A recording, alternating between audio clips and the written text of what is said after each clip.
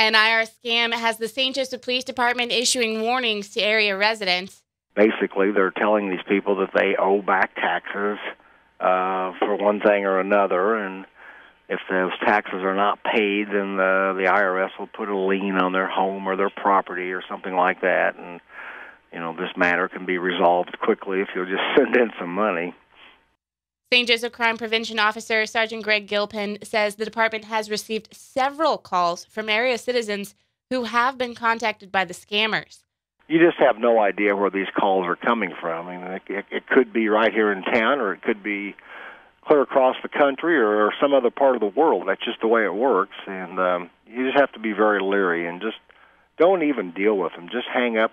Our sister station, Q Country 92.7, was also contacted by the IRS scammers who left this message on the Q Country hotline. I need you, or your retained attorney of record, to return the call. The issue at hand is extremely time-sensitive.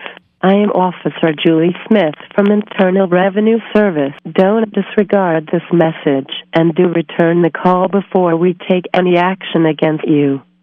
Goodbye and take care. A phone number to call back was also included. We tried to call back from a different number, and our phone call went straight to voicemail. Voicemail box of this account is full. Please try leaving a message later. Your message has been saved. You may hang up now. Our third attempt to return the call was made from the Q Country studio and left us with just a busy signal.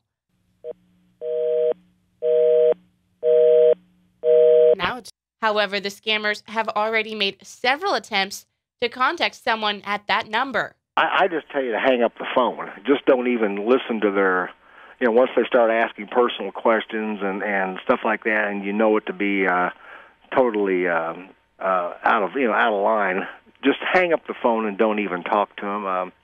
Many of these callers are very persuasive. I mean, they have a well-planned, well-written script that they've rehearsed, and they're very good. They can really sound legit, and so you need to just be cautious. But if you think it's a scam, simply hang up. Just don't even deal with them. How do you know that is a scam and that it's not something that's actual? Well, they're not going to operate that way. If you've got some legal problems with the IRS or probably any other government agency, you're going to be getting a notification, probably through registered mail, or if it's serious enough, somebody's probably going to be coming to your home. But they're not just going to call you on the phone and randomly tell you that you owe money. Gilpin says scams like this usually take place around tax season.